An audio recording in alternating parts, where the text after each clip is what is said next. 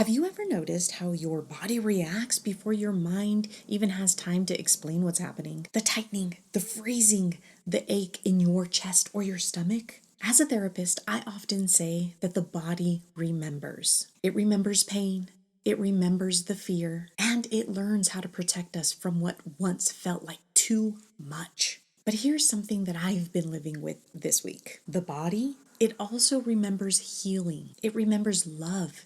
It remembers safety. And once it has that memory, it begins to respond to life a little differently. Hi there. If we've never met, my name is Raquel Perez, and I am a therapist here in the state of Colorado and also the creator of Everyday Therapy. This is week 4 of following my healing journey, where I share my healing as it's happening in my body, in my relationships, and in my inner world. Everything I'm talking about today is rooted in the experience I had and share in week 1 of meeting my inner child and giving her the love she had been waiting for her entire life. And what I'm realizing now is that once the body receives what it needed, it doesn't forget. I often tell my clients, the body remembers. It remembers the moments that hurt and it builds protection around them. But it also remembers the moments when it receives what it's been searching for. My inner child needed love. She needed to feel important, chosen, gushed over, and safe enough to soften. When she received that from me, something shifted. Not all at once, not dramatically, but subtly, quietly, in ways that easily could have been missed. And if I hadn't been paying attention, I might have missed them. Last week, I shared how my body has a freeze response. How when things feel overwhelming, it used to shut down. I talked about a moment with my 22-year-old son where I noticed that freeze response, and I chose to move toward him instead of away from him. This week, something else happened. My son and I had a long conversation, and what stood out to me is how natural it felt. I was grounded, curious, present. I asked questions. I gave feedback about things that I've noticed in him and things that I've noticed in myself over the years. We reflected together and we stayed in it. He shared some of his vulnerabilities and I shared some of mine. And my nervous system, it stayed regulated the entire time. That's when I realized my body was remembering safety. It remembered connection. And because of that, it didn't need to freeze. There were also moments this week in my relationship with my partner of 4.5 years that really started to show me how this work in me is really starting to integrate. There was one interaction where I felt myself becoming activated. But instead of pushing through or spiraling, I paused. I completely left the space and I regrounded. And in that pause, I came to some really hard truths about myself. And after that, I was able to come back to my partner and I actually owned my part and I genuinely validated her experience. And this, it might sound simple and small, but it was huge. It felt like my body remembered that it's safe to slow down before reacting. But then, the very next day, we fell into a very familiar spiral. Both of us shifted into protection very quickly, and the old dance showed up again. It got heavy. So heavy that we questioned the entire relationship. We even took a few days apart. And at first, I felt deep sadness. Sadness that after all the work that she and I have done, we ended up there. But then something unexpected happened. We reconnected for a conversation that felt so grounding. We named some of our triggers, we named our sensitivities, but the heaviness, it was still there. After more time apart, we had another conversation.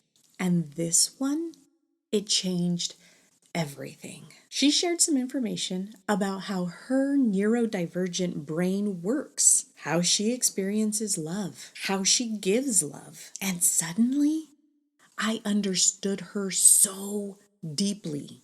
I understood why touch matters so much to her, why her small gifts to me are such a deep, personal touch of love. And that it started to open up something in me. And I started to share with her how my neurodivergent brain works, how I give and receive love. And then the puzzle pieces, they started to come together quickly, clearly, and unmistakably. I saw exactly how we had been giving love to each other that wasn't really landing. I saw how moments that seemed so small had deeply hurt us. And I remembered something else. When we first met, one of the ways that she showed love was by giving attention. She made me feel like the most important person in the room.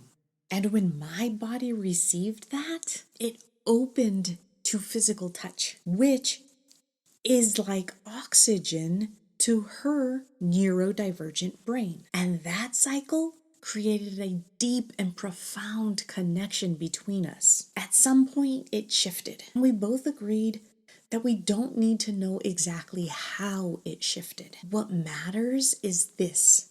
Now we understand. We both felt seen, heard, and understood. And our bodies responded. The fear softened, and the heaviness started to lift, and the sense of being trapped, it started to ease. And this is what I mean when I say the body remembers. It remembers pain, but it also remembers safety. It remembers love when it finally receives it. Healing doesn't mean we never fall into old patterns. It means we have new reference points, new memories, new experiences. And when the body remembers healing, it finds its way back faster, with more compassion, and with more truth. I want you to reflect on this week. Where has your body begun to respond differently than it used to? Where do you return to yourself faster? Where do you soften sooner? These moments matter. They are signs that your body is learning something new. I also created a companion meditation for this week, and it's for grounding through emotions. It's a space for your body to process emotions safely, to ground, to regulate, and to remember that you are held even when things feel intense. You can find it linked here or in the description down below. If you want more support in creating this kind of safety, I invite you to download my free booklet called Sacred Spaces. Inside, you'll find grounding practices, reflection prompts, nervous system informed tools, and rituals to help your body feel safe enough to access its own wisdom. It's a gentle companion for moments of softness and moments of intensity. The link is in the description down below. Thank you for being here, for listening to your body, for honoring your healing. I'll see you next week as this journey continues to unfold layer by layer, truth by truth. Well, my friend, that's all I have for this video. Until next time, bye for now.